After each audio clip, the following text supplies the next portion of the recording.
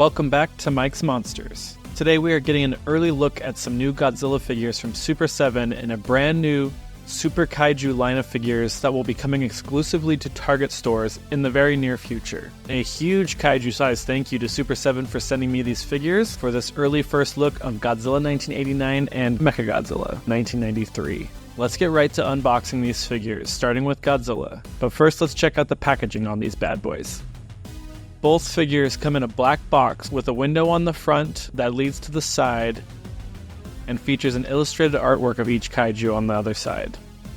A few select words on the packaging have a very shiny silver gloss, allowing them to pop when the light hits it just right. It's certainly an eye-catching design choice. You can see the glossy bits spread out throughout the box like the Godzilla written in kanji on the side, along with a bunch of the text in the back. The back features an illustrated portrait of each of the kaiju, along with the text, "Caution, the city is crumbling," which is in reference to the small building parts that come with each of these figures, that will both combine into one building and they can be broken apart with some fun kaiju destruction action. There's also a little blurb that says, "Build your own city ruins with destroyed building accessories, one included with each Super Kaiju figure," and then a "collect them all" below it. The bottom of the box features information on Super7 and the safety warnings in multiple languages. With Godzilla out of the box, we can now take a look at his damaged building piece. It's one solid color without any other paint on it, and with a hollow base at the bottom of it. And at the very top it has a cracked line where the other building piece would sit, and on the inside of that there is a little bit of debris on the top of it. We will look at the whole building put together a little later on in the video. But now let's check out Godzilla and his articulation. Right off the bat, this feels like an Ultimates figure from Super7, scaled down to the size of about a Trendmasters Godzilla figure from back in the day. While it doesn't have the complete range of motion as an Ultimates figure would have, mainly because it's smaller, it does move quite a bit, and there is more articulation than anything Trendmasters had back in the day. The arms have a ball joint at the shoulder and the elbow. Both the shoulder and elbow can also swivel as well. You can straighten or bend the arm pretty easily. You can get them into a T-pose as well. The head has a swivel that can only spin around and look side to side, with no up or down articulation or motion.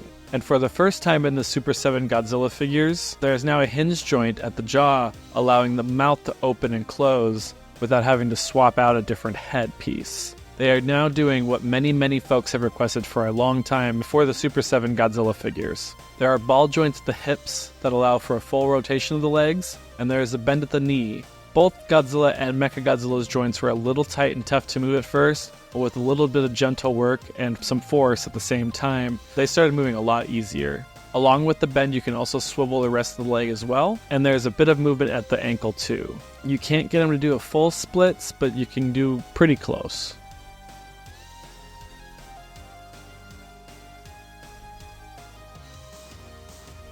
And this part of the figure really takes me back to the old bendy Trendmasters Godzilla figures that I used to have, with the bendy rubber tail that they have here on this figure. You can see it has a slightly different texture than the rest of the plastic figure because it's made out of like a rubber texture, but that's not something that really bothers me. You can get a pretty decent bend out of the tail, and the whole thing can swivel around too, and the bend can really go in any direction, and it holds the position pretty well. On the bottom of his feet, we can see the official Toho copyright and trademark text on one foot, and then the Super7 Made in China text on the other. Now let's take a look at MechaGodzilla. MechaGodzilla's box is nearly identical to Godzilla's, just with the few graphics and text that coincide with the figure who's in the box, so it's MechaGodzilla. Mecha-G comes with the top of the building, and so let's see what that looks like combined with the bottom half that comes with Godzilla. While not the most detailed, it's a cool accessory that comes with these sets. It reminds me a lot of the old Godzilla Attacks New York Trendmasters set quite a bit. MechaGodzilla's sculpt is really nice, being a slightly stylized design of this version, but also still has the essence of MechaGodzilla 93. He has similar articulation to Godzilla, but not exactly the same.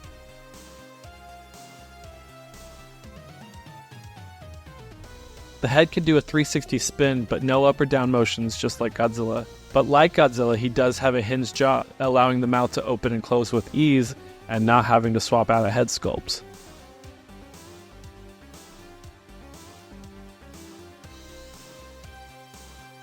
The arms on MechaGodzilla do not have as much of a range of motion as Godzilla. That's due to the design and where it starts to get in the way of itself a little bit. The arms can do a full 360 swivel, but because of MechaGodzilla's a little larger shoulder pieces in its design, you can't get the arms to completely go out to a T-pose. They can only go out so far. With some creative twists and turns a little bit, you can get the arm to go out a little further, but it almost looks like the arm is sitting backwards when you do this. So it's a little funky looking. The bend in the elbow is there, along with the swivel in the forearm too.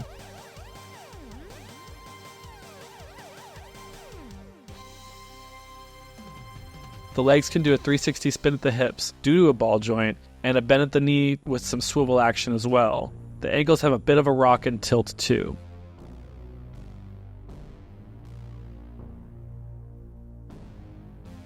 The tail on MechaGodzilla does not have the bendy feature like Godzilla does, and both figures do not have any type of waist articulation or movement. Overall, I think these figures are pretty cool. They feel like throwbacks to the old Trendmasters Godzilla line, with a little bit of a mix of reaction stylization and the Ultimates Godzilla figure line shrunken down into a package altogether in one figure, with just a little bit less articulation than the actual Ultimates line carries. I would have absolutely loved to have this as a little kiddo who was deep into collecting the Trendmasters figures in the 90s. This would have fit right in with those. These are just overall cool toys that I think kids would love to have. Godzilla stands at about 5 inches and is about 5.4 inches long from toe to tail. MechaGodzilla stands at about 5.2 inches and toe to tail is 3.75 inches long. And let's do some quick size comparisons to other figures in my collections. And unfortunately, I don't have any of my old Trendmasters figures. Those are all in storage at my parents' place. But I do have some reaction figures to start off with. I have Godzilla 1974 from Godzilla vs. Megalon, and a Shadow MechaGodzilla from the Super 7 Mystery Kaiju blind boxes. Here is an Ultimates figure from Super 7. I don't have anything from the Godzilla line just yet, but this is the Mighty Morphin Power Rangers Dragon Zord, which is quite comparable to the size of their Ultimates Godzilla figures. You can see these guys are much smaller than an Ultimates figure. Here we have a Movie Monster Series Jet Jaguar from Singular Point, and at Playmates Toys, Battle Roar Scar King from GXK. Next up we have an SH Monster Arts Godzilla 1989 Event Exclusive Edition, and a GVK Atomic Breath Godzilla Funko Pop.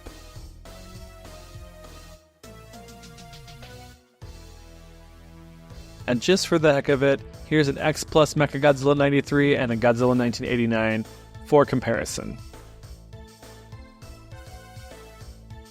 Now let's get a little creative with these figures and set up a few photo scenes. These figures are a lot of fun to play around with, and using my Ulanzi Film Fog Ace with my TV displaying different background scenes and some more buildings by iPop Designs, it really helps bring the scene to life. I did a few solo shots of each figure, along with the two of them facing off in battle, and some shots of them during the showdown individually.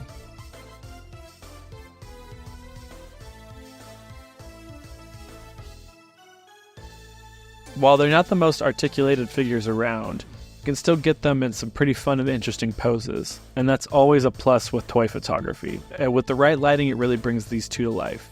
I'd be interested to see more in this line in the future, with more kaiju and accessories like more buildings or vehicles, tanks and jets, or even a beam effect would be pretty cool. And bring on the paint variants as well. If this is meant to be a throwback to the Trendmasters line, then bring on the fun and wacky colorways like we had back in the 90s. These figures are a Target exclusive release. You can order them from Target's website, which I have linked below, or you could take the chance of finding them in the store. They are slated to release in October of 2024 and will cost you $35 each. I'm curious how well these will sell at that price point. They are quite small for something at that price, and compared to something like a Playmates toy figure, those can be larger at times and come with more accessories and are cheaper. But these are definitely cool figures. I'm just unsure how they will perform at this price point. Regardless, they both look great on my respective MechaGodzilla shelf and my 80s Godzilla shelf, and I'm just stoked to have them.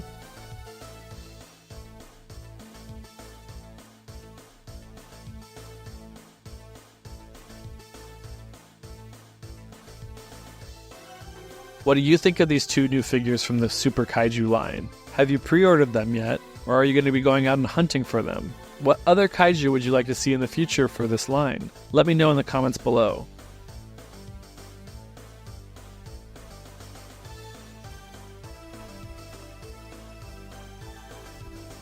If you enjoyed this video, please make sure to like and subscribe. And if you'd like to keep up with my toy photography and more, all of my social links are listed in the description below. Thank you so much for watching Mike's Monsters. I really appreciate having you here, and I hope you have a great rest of your day.